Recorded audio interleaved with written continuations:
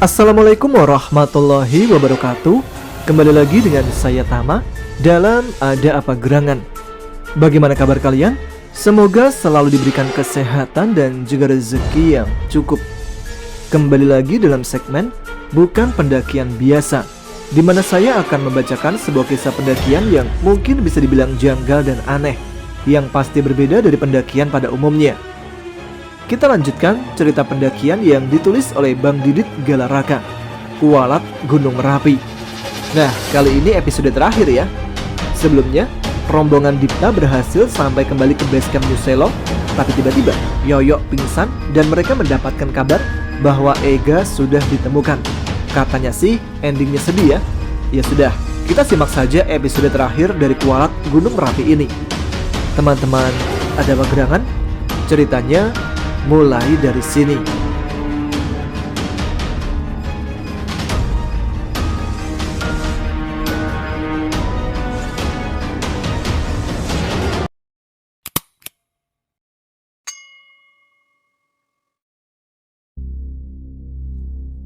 Begitu melihat mobil Mas Irwan memasuki kawasan base camp, Gundil bergegas berlari menghampiri mobil. Tanpa parkir, Gundil memberi isyarat dari jauh untuk segera masuk ke dalam mobil. Tanpa pikir panjang, aku mengangkat tubuh Yoyo untuk dapat segera didudukkan dalam mobil. Begitupun dengan Ibang dan Kucai. Mereka mengangkat tubuh Mulki dan Desti, lalu mendudukkannya secara bersilangan di dalam mobil.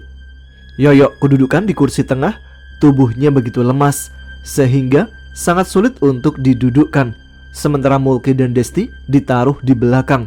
Beruntung dalam kondisi serba tertekan seperti ini, Mas Irwan memasang roof rack, tempat untuk menyimpan barang yang tersimpan di atap mobil, sehingga carrier-carrier dapat ditumpuk di sana, dan kami bisa lebih fokus terhadap Yoyo, Mulki, dan Desti yang sedang berada dalam keadaan tidak sadar.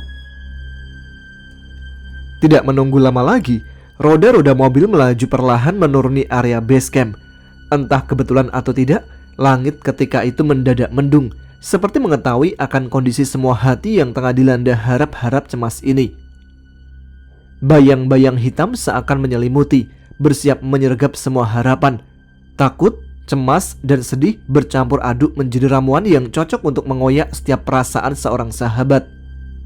Entah hanya pandangan mata ini yang tersilap kesedihan, sampai-sampai semua orang yang berlalu lalang terlihat lesu tanpa semangat.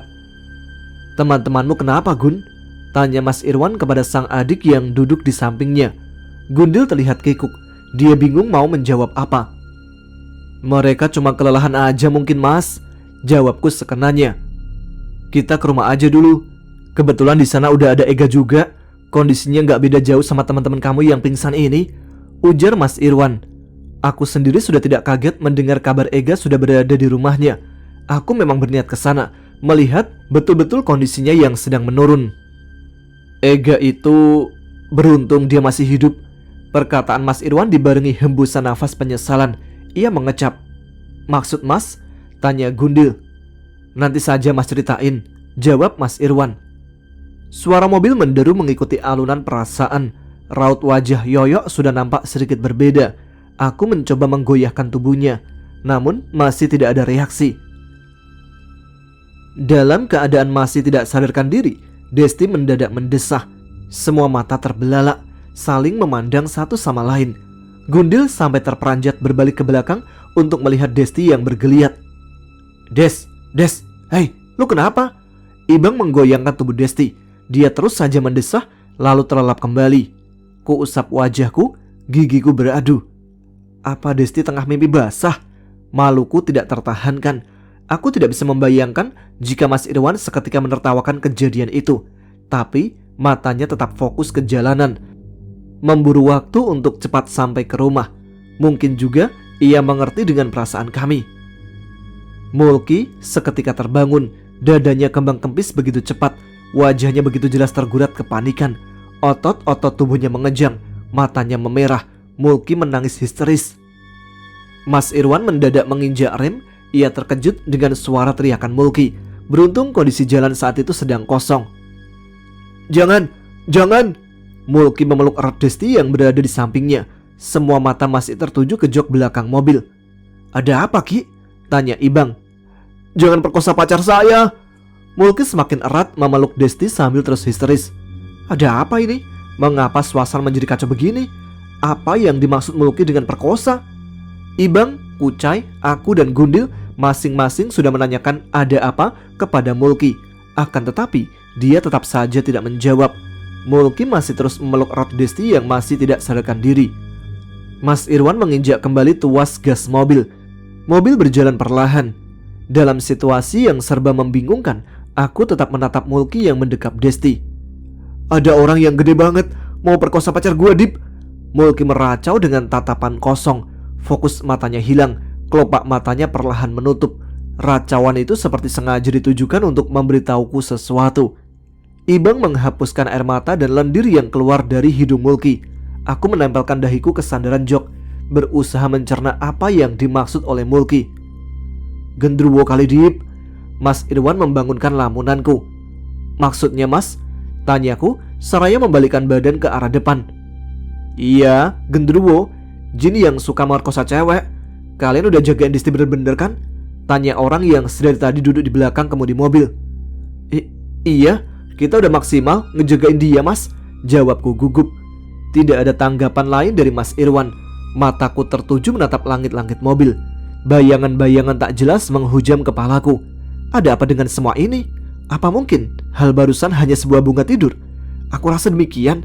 Karena siapapun dalam keadaan sangat kelelahan, mereka akan bermimpi di luar dugaan.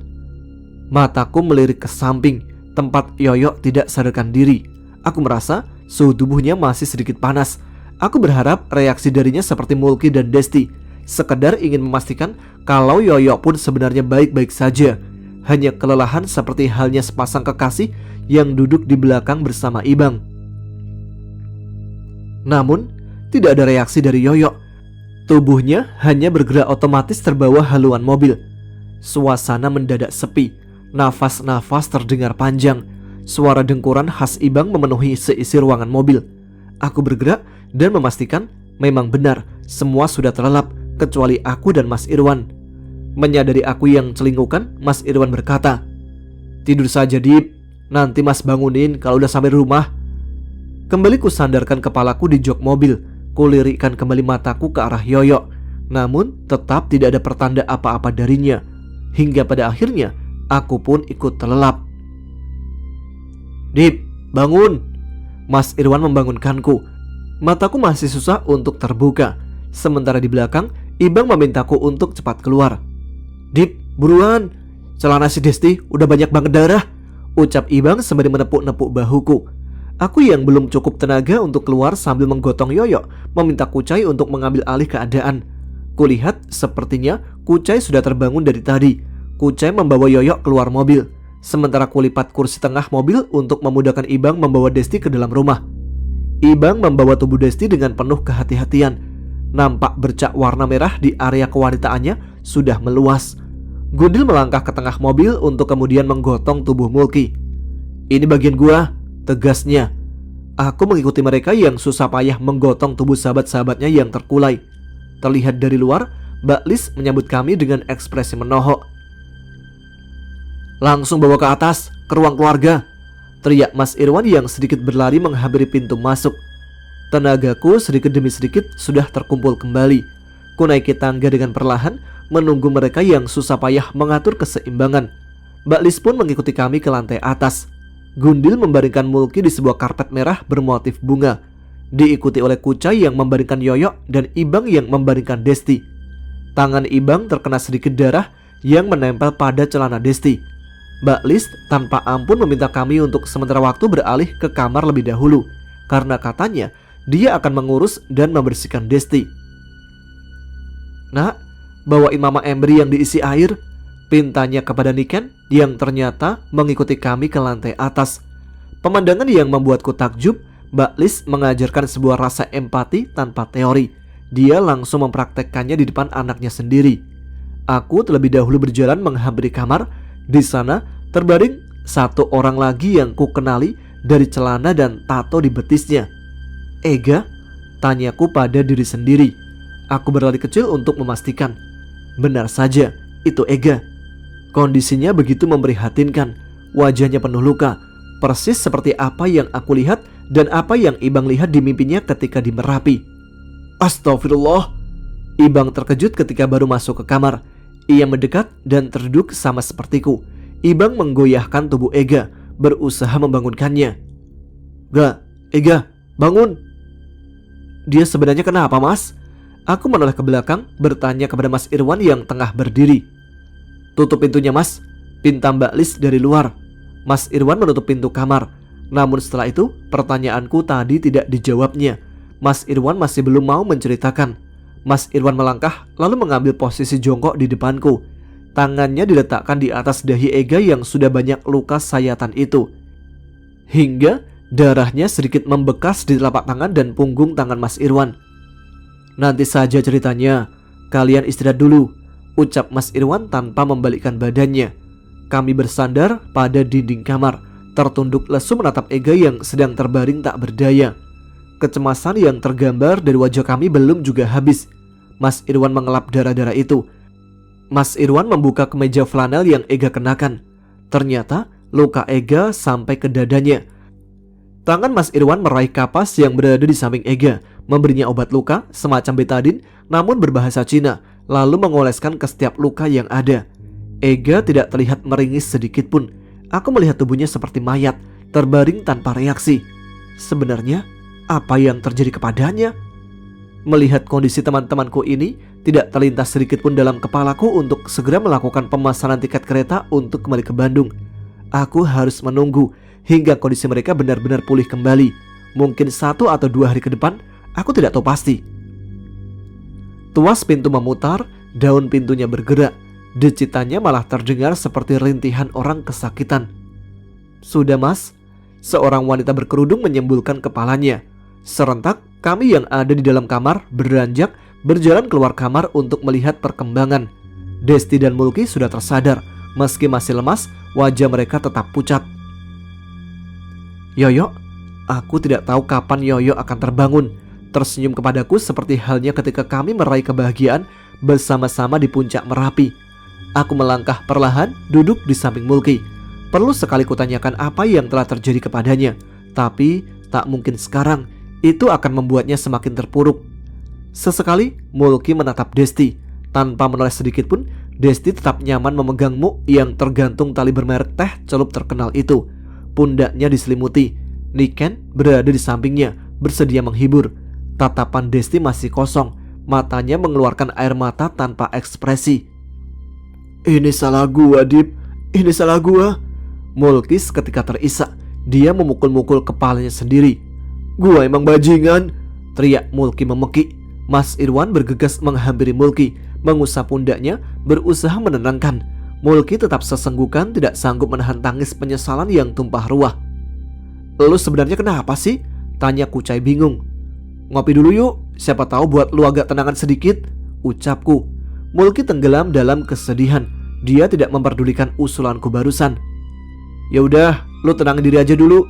Gua mau ke kamar mandi, tegasku. Aku meminta izin kepada pemilik rumah dan sahabat-sahabatku untuk pergi ke kamar mandi. Bau yang tak dapat kutahan sendiri membuatku ingin membilasnya. Ku bawa handuk dan sabun cair dari karirku. Kemudian aku melangkah menuruni tangga menuju kamar mandi yang terletak di samping gudang. Tidak ada orang di lantai bawah. Sunyi dan sepi menyambutku. Bergegas kulangkahkan kaki menuju tempat pembilasan. Kuputar engsel pintunya. Aku masuk dan terasa kaki ini menginjak lantai basah. Hanya ada shower yang terpasang di pinggiran dinding dan ember kecil berada di bawahnya. Tidak ada bak mandi ataupun bathtub. Segera kubuka katup penutup sabun cair yang kubawa, kugosokkan ke seluruh tubuh. Hingga aku merasa cukup, aku segera memutar keran. Gemericik air mengguyur tubuhku. Bau yang tadi tercium sangat kini menghilang. Kini giliranku mengguyur kepalaku. Air yang menyembur dari shower mendadak keluar pelan. Loh, apa ini? Gemericik air yang mengguyur terasa berbeda, kental dan berbau anyir. Ku periksa dengan tanganku, ku perlihatkan kepada mataku. Aku seketika terpelanting ke belakang. Ternyata yang mengguyurku itu adalah darah. Kelihatannya masih segar. Darah itu keluar menetes dari lubang shower. Kenapa, Dip? Aku menoleh ke arah pintu kamar mandi. Terdengar suara orang yang memanggilku dari luar. Ini ada Loh, tiba-tiba Darah itu menghilang. Aku mengambil moncong shower. Kupastikan darah yang tadi menetes keluar. Namun di lubangnya tidak ada bekas darah sedikit pun. Dan di kamar mandi itu tidak ada darah sebercak pun. Aku sudah memeriksanya ke setiap sudut ruangan kamar mandi. Tetap saja aku tidak menemukan darah itu. Aku segera menarik kencang handuk yang kugantungkan. Segera pula kupakai pakaian yang sudah kupersiapkan sebelumnya. Sedikit berlari kecil, engsel pintu kembali kuputar. Aku bergegas keluar, kemudian memeriksa siapa yang memanggilku. Aku memeriksa setiap sudut yang terlihat. Tidak ada siapa-siapa. Sejurus kemudian, aku mendengar suara tanah dicangkul. Terdengar jelas sekali. Pintu teralis besi sebagai akses ke halaman belakang memang terbuka lebar. Oh, mungkin Mas Irwan, pikirku. Aku berbalik dan bergegas menuju lantai atas. Awalnya kutapaki tangga itu biasa saja. Namun setelah agak berbelok sedikit ke kanan, aku sedikit panik ketika melihat Mbak Lis menangis histeris. Kupercepat langkahku, bersatu dengan mereka yang berkerumun. Awalnya kukira Mbak Lis menangis gara-gara salah satu temanku ada yang meninggal. Tapi nyatanya Mbak Lis menangisi Desti yang sudah kembali mengeluarkan darah segar di area kewanitaannya. Mulki kembali terkulai. Hawa panas yang bertiup dari sela-sela jendela yang terbuka mengusap-usap kembali bulu-bulu halus tubuhku. Kurasa keputusanku sudah bulat. Kepulangan ke Bandung harus benar-benar ditunda. 2 atau 3 hari lagi baru kita pikirkan pulang. Aku mengutarakan penundaan itu kepada teman-temanku. Dari pengutaraanku itu, ada yang setuju, ada yang tidak, terutama Gundil. Ia menolak. Dia tidak bisa menunda kepulangan. Katanya ada urusan lain yang harus diselesaikan. Gundil lalu meminta izin kepada Mas Irwan yang duduk di sampingnya untuk mengantar kami pulang ke Bandung esok hari. Hah? Mas Irwan? Bukannya tadi dia di bawah? Mas, bukannya tadi lagi di bawah ya? Tanyaku heran. Dari tadi juga Mas di sini, jawabnya singkat. Lantas, siapa yang sedang menyangkul tanah di halaman belakang tadi? Gundil melanjutkan perkataannya. Ternyata Mas Irwan mengizinkan. Dan memang sebelumnya Mas Irwan sudah ada niatan untuk mengantarkan kami pulang. Kalau di Bandung kita jadi lebih enak. Mereka-mereka yang lagi pingsan ini juga jadi lebih dekat sama keluarganya kan? Perkataan Gundil membuatku tersadar. Cai, si Mulki udah jawab belum? Aku menoleh ke arah Kucai. Pertanyaanku hanya dijawab Kucai dengan gelengkan kepala. Berarti Mulki masih berhutang jawaban kepada kami. Dia belum menjawab pertanyaan yang dilontarkan Kucai. Apa salahnya? Kurasa dia tidak salah apa-apa dalam hal ini. Langit sudah gelap. Suara orang-orang yang berlalu lalang di depan rumah Mas Irwan semakin berkurang. Aku, Ibang, Kucai, dan Gundil masih termenung. Mbak Lis dan Niken setia berada di samping Desti. Kali ini darah yang keluar dari dalam tubuh Desti tidak terlihat lagi. Baru saja Mas Irwan meminta izin untuk memanggil Mbah Wongso. Aku harap dengan begitu keadaan sahabat-sahabatku itu bisa cepat stabil. Sekitar 20 menit kami menunggu. Mas Irwan kembali dengan membawa seseorang yang pernah memberi wejangan kepada kami. Sesekali Mbah Wongso menggelengkan kepalanya ketika melihat kondisi Yoyo, Desti, dan juga Mulki.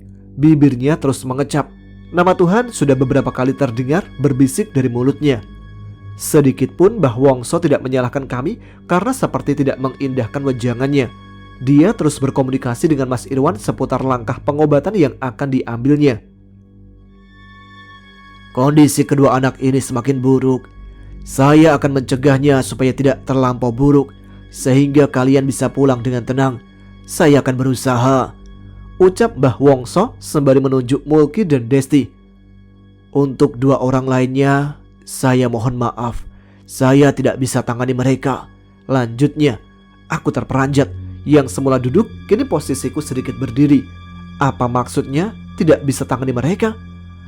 Saya mohon Mbah, sembuhkan juga Yoyo. Saya mohon. Aku menciumi tangan Mbah Wongso. Mbah Wongso menarik nafas dalam, lalu ia berkata, Yoyo, dia anak baik, tapi harus pergi dengan cara yang kurang baik. Mataku terbelalak, jantungku seperti meledak. Apa maksud dari perkataannya itu? Apa aku harus kehilangan sahabat terbaikku itu? Apa tidak akan lagi kutemui senyumannya di setiap kali kami bercanda? Tak sadar mataku berderai. Aku beringsut mundur, menjauhi Mbah Wongso menuju dinding kamar dan meletakkan punggungku di sana. Dinginnya dinding itu sudah tidak terasa lagi olehku. Aku memeluk diriku sendiri, membenamkan diri tenggelam dalam kesedihan bersama tangisanku. Dalam keterpurukanku, terasa ada yang menghampiriku. Sabar Dip, mudah-mudahan masih ada jalan buat nyelamatin si Yoyo. Lagi-lagi, di saat seperti ini, Ibang menghibur. Aku sangat tahu dia pun pasti merasakan kesedihan yang sama. Tapi, mengapa dia bisa lebih dahulu menghibur dirinya sendiri, lalu menghibur orang lain? Kudongakkan kepalaku. Aku melihat Mbah Wongso seperti sedang melakukan ritual penyembuhan untuk Mulki dan Desti. Namun naas, Yoyo tetap ia diamkan. Mbah Wongso seperti pasrah dengan keadaan Yoyo yang belum tersadar semenjak ia pingsan di basecamp New Selo. Seperti layaknya Ibang, aku tidak ingin larut dalam kesedihan. Air mata ini ingin kuhapuskan. Aku ingin menghibur diriku sendiri, tapi tidak di sini, tidak dengan keadaan yang seperti ini. Aku memutuskan untuk keluar rumah, mencari angin atau mencari makan adalah alasan yang tepat untuk diutarakan. Jika saja di antara teman-temanku ada yang bertanya aku hendak kemana, yang pasti aku ingin sendiri melepaskan kesedihan sendiri. Pikiranku kalut, langkahku gontai, serasa melayang. Kulangkahkan kaki menuju angkringan yang tidak jauh dari rumah Mas Irwan. Aku segera duduk di sebuah kursi panjang yang kebetulan sedang kosong. Memilih menu makanan yang tersaji, melahapnya pun dalam keadaan tak bersemangat. Makanannya pun tidak habis, namun tetap kubayar penuh.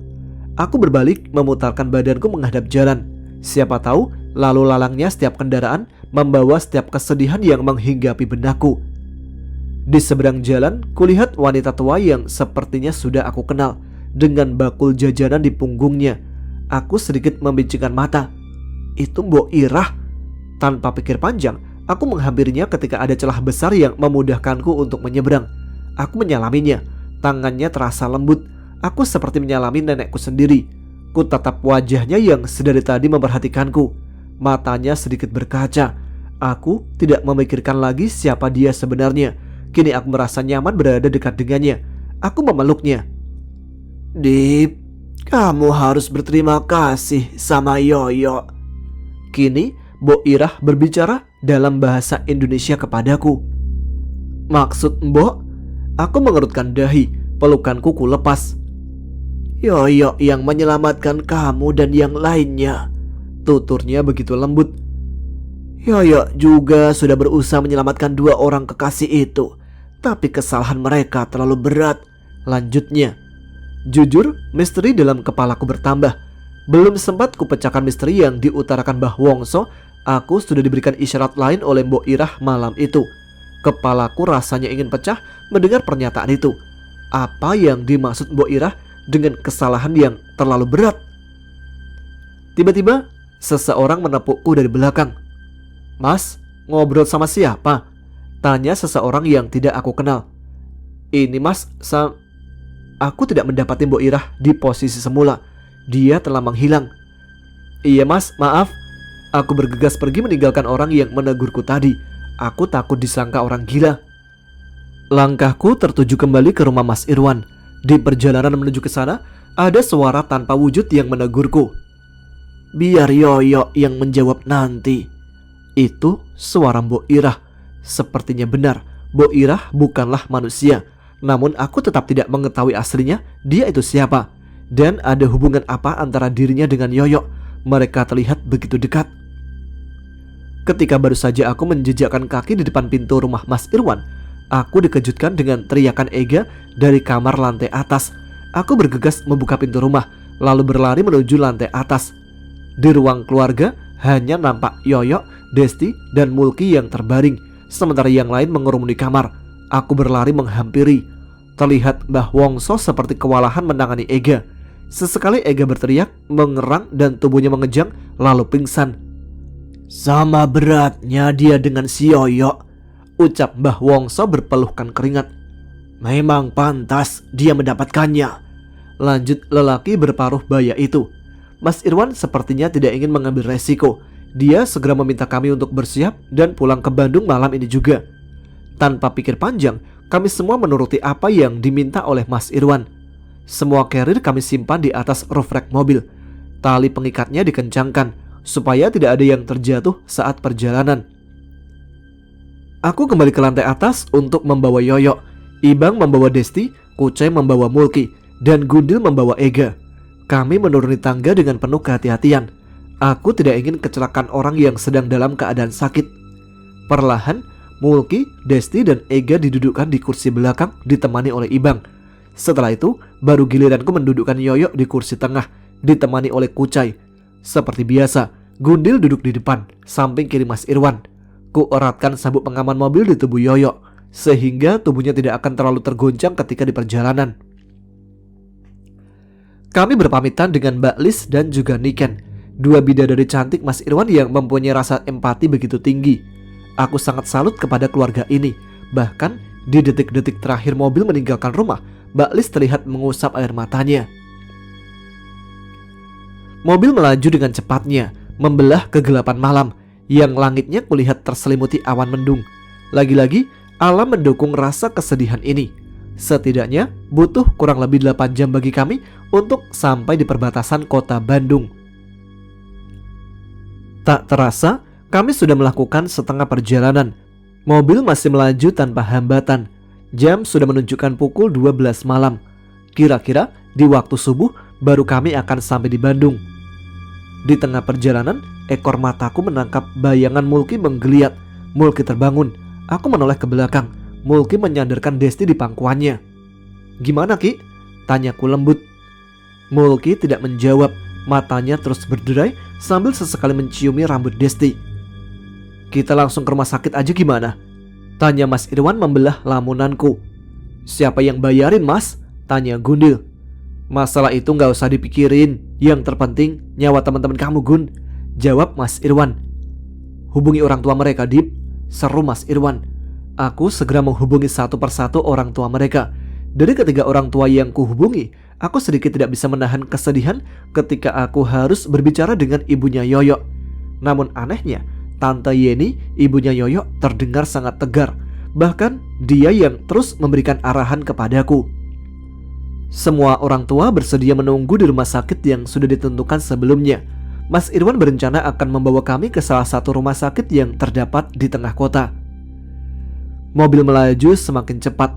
Waktu terasa sangat singkat. Tidak terasa, seperti baru saja aku bertemu Mbok Irah di depan angkringan, kini aku sudah berada di depan rumah sakit di Bandung. Mas Irwan memberhentikan mobilnya tepat di depan UGD. Para perawat dengan cekatan menghampiri jendela mobil. Mas Irwan membukakan jendelanya dan meminta kepada mereka untuk membawakan 4 kasur untuk menopang teman-temanku. "3 aja, Pak," Mulki berteriak dari belakang. "Gua kuat kok," lanjutnya sambil menghapuskan lendir yang keluar dari hidungnya. Tidak lama bantuan pun datang. Perlahan tapi pasti kami mengeluarkan satu persatu korban dari dalam mobil. Di ruang tunggu terlihat semua keluarga sudah berkumpul. Seorang wanita yang terlihat menahan tangis dan lelaki parubaya menghampiri Mulki dan bertanya, "Ada apa sama Desti, Ki?" Langkah Mulki seketika berhenti. Begitupun dengan kami. Kami membiarkan kasur itu didorong oleh perawat-perawat yang akan segera menindaklanjuti. Mulki seketika terisak. "Tante, ini salah Mulki. Mulki minta maaf." Tangannya meraih tangan wanita yang ia sebut tante, lalu menciuminya.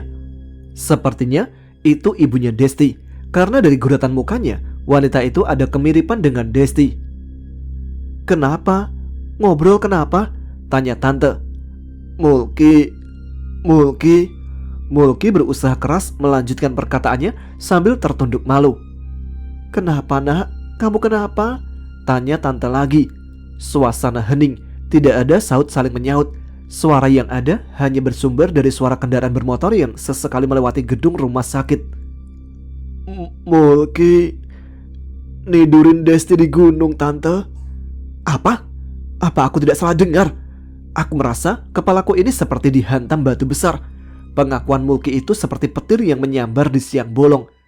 Mendengar pengakuan dari kekasih anaknya, Tante seketika terkulai lemas di hadapan Mulki. Sementara Ibang bersiap akan melayangkan pukulannya. Namun aksinya dapat kuhentikan. Ibang kesal sama denganku. "Sabar, Bang, bukan saatnya main hakim sendiri." Aku menahan bahu kekar Ibang. Tante diangkat Mas Irwan dan dibaringkan di atas kursi ruang tunggu. Aku tiba-tiba ingat dengan perkataan Mbok Irah di seberang angkringan. Mulki memiliki kesalahan yang begitu besar. Dan ternyata inilah jawabannya. "Berapa kali lu main sama Desti di gunung?" tanyaku. Bibirku bergetar menahan amarah. "4 kali, Dip," jawabnya tertunduk. "Bajingan lu ya," tatapku nanar. "Lu gak mikir akibatnya apa? Lagian pacar lu itu lagi haid, lu rasain juga. Bangsat lu." Aku mendorongnya. Tidak terasa air mataku mengalir perlahan. "Maafin gua, Dip. Iya, gua bangsat. Maafin gua." Mulki menghampiriku. Aku menarik kerah bajunya. Aku sedikit meluapkan emosiku melalui kata-kata. Mulki hanya tertunduk. Dia tersangka sekarang. Beruntung kami dipertemukan dengan orang tua Desti, sehingga mau tidak mau Mulki terpaksa harus mengakui kebejatannya. Aku menghela nafas berat. "Sekarang kita fokus ke pacar lu, sahabat lu, dan sahabat kita. Mereka masih drop, perbanyak doa," seruku menenangkan diri. Mulki mengangguk. Ia duduk di atas kursi ruang tunggu. Orang tuanya menghampiri. Aku tidak tahu apa yang selanjutnya terjadi. Itu masalah pribadinya. Yang aku fokuskan, aku hanya ingin melihat semuanya sembuh dan ceria seperti sedia kala. Aku mengikuti keluarga Yoyo masuk ke area dalam rumah sakit menuju kamar rawat. Mengikuti perawat yang menuntun. Dalam benakku, aku harap-harap cemas dengan kesehatan Yoyo. Berjalan di koridor pun terasa melayang. Sampailah kami di ruangan yang merawat Yoyo. Ruangan yang hanya diberi sekat korden antara pasien satu dengan pasien lainnya. Aku duduk di sebuah sofa yang tersedia di depan kasur rawat. Tubuhku sudah terasa sangat berat. Aku mengingat kembali perkataan Mbah Wongso dan Mbok Ira semalam. Seperti tidak ada celah bagi Yoyo untuk hidup. Namun hatiku yang paling dalam, aku berharap keajaiban. Sangat berharap. "Tuhan, kabulkan harapanku." Aku terkulai. Tubuhku seperti terasa sangat berat. Seperti ada beban 100 kilo yang menempel di bahuku. Aku tidak sanggup menopangnya lagi. Aku terlelap. Dalam tidurku itu, aku bermimpi sedang berada di puncak Merapi bersama kawan dekatku, Yoyo. "Dip," Yoyo memanggilku. Yo, lu udah sehat ternyata." Aku bahagia melihat kondisi Yoyo yang begitu segar bugar. "Alhamdulillah, sehat," jawabnya. "Lu tahu kelakuan si Mulki kan? Gedeg banget gua," tanyaku. Yoyo tersenyum dan mengangguk. Yoyo meluruskan kakinya yang semula ia lipat. "Maafin gua, Dip. Gua gak bisa nemenin lu kalau lu muncak gunung lagi." "Loh, kenapa? Kalau liburan dari Singapura, lu bisa ke Indo kan? Kalau lu gak bisa bayar tiketnya, gua yang bayarin. Kita muncak lagi bareng-bareng." "Bukan masalah itu, Dip. Gua gak bakalan ke Singapura." "Terus, lu mau ke bulan? Canda aja lu." Aku mendorong bahunya. Yoyo tergeserkan sedikit. Yoyo sedikit tersenyum. "Bukan. Gua di sini aja. Kalau lu ke Merapi lagi, baru lu bisa ketemu gua di sini." Aku melihat ke sekitar dan baru tersadar bahwa tempatku duduk bersama Yoyo berada tepat di samping puncak tusuk gigi. "Maksud lu apaan sih?" tanyaku heran. Yoyo menunduk. Dia tiba-tiba menangis terisak. Aku mendekatinya dan menyampirkan tanganku di bahunya, berharap Yoyo bisa tenang. "Gua gak bisa nyelamatin Mulki sama Desti. Yang bisa gue selamatin cuma kalian berempat. Maaf. Sampein maaf gue ke mereka, Dip." Tidak terasa air mataku ikut berlinang. Aku memberanikan diri untuk bertanya, "Emang apa sih yang sebenarnya terjadi, Yok?"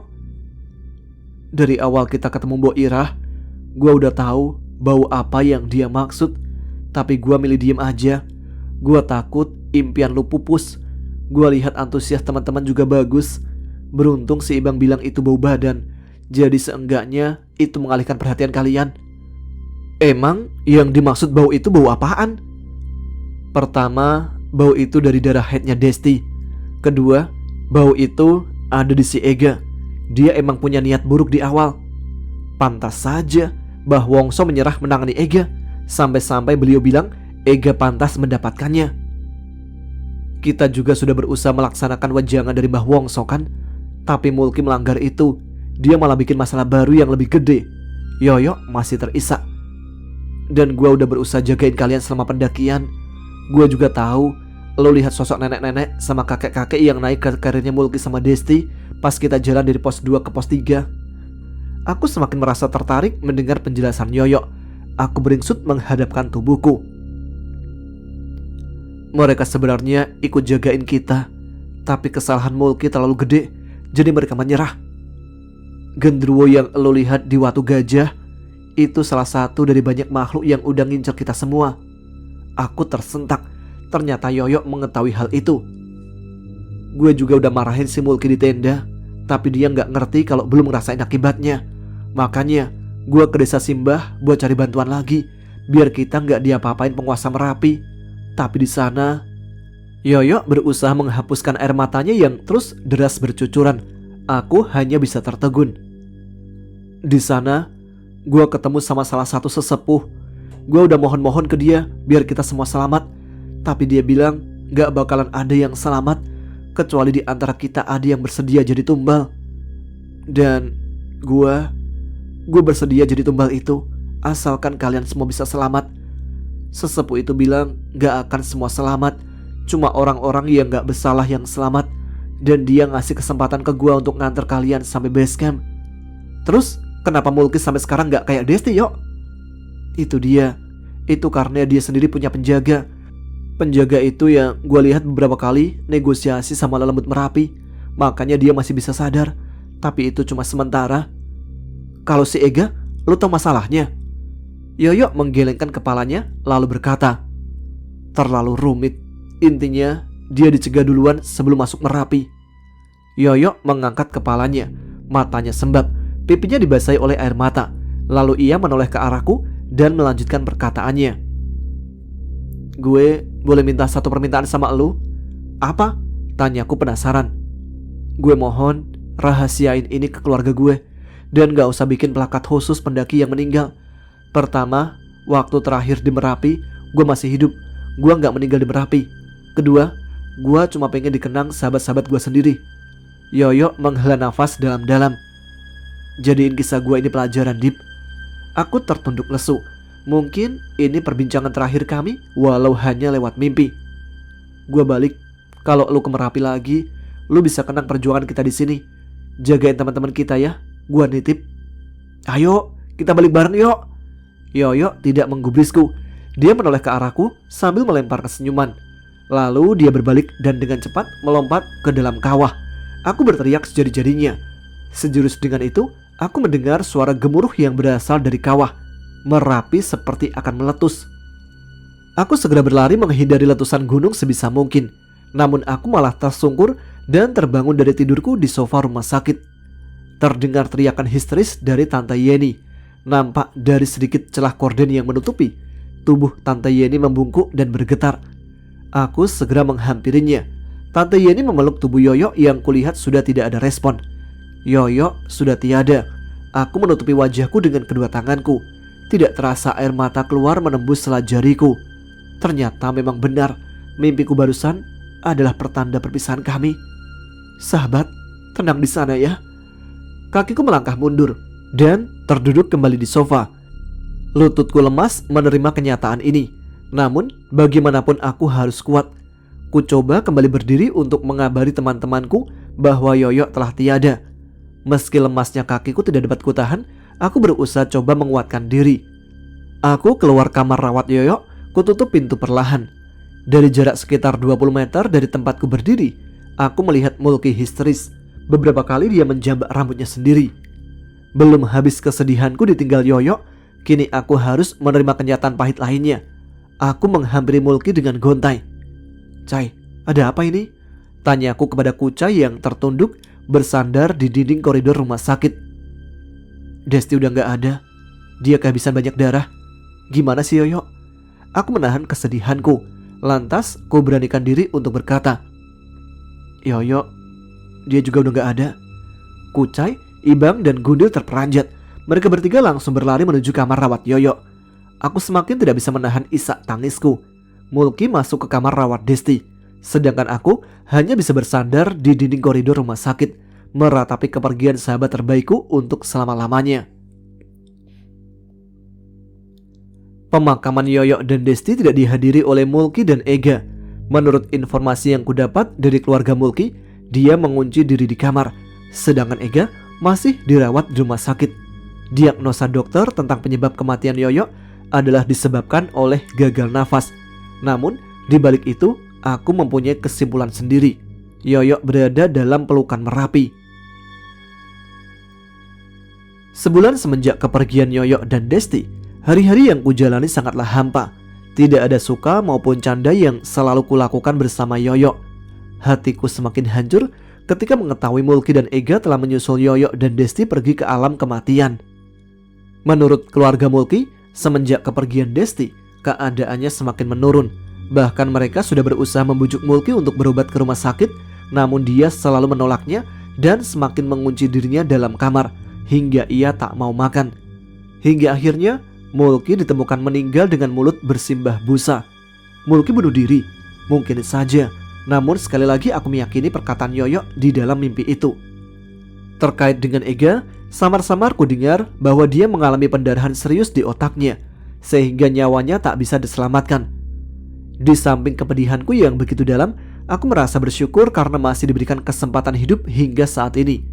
Percaya atau tidak, salah satu jembatan yang menyebabkanku masih hidup sampai sekarang ini adalah jasa seorang sahabatku yang bernama Yoyo. Sengatan matahari mengoles kulitku hingga memerah.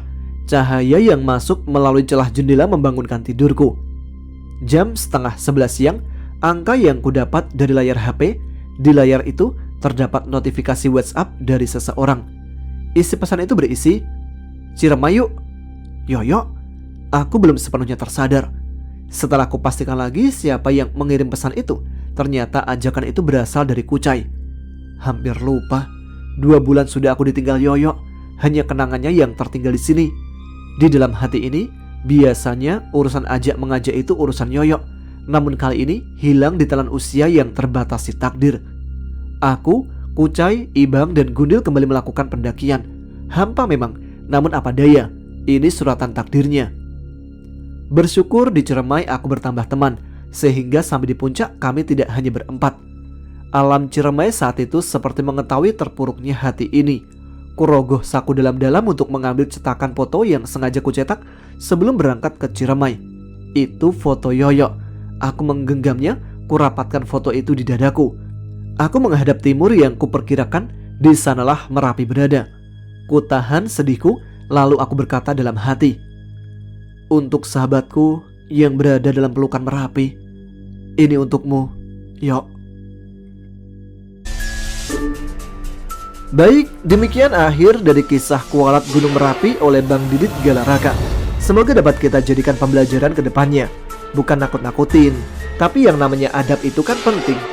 Di alam itu kan gak hanya ada makhluk astral dan manusia, tapi banyak juga makhluk ciptaan Tuhan yang lainnya. Terima kasih untuk Bang Didit Galaraka. Terima kasih juga kepada teman-teman sekalian yang telah menyimak setiap episode Ada Apa Gerangan. Jangan lupa subscribe bagi yang belum, biar subscribe-nya bisa cepat tembus 200.000 nih.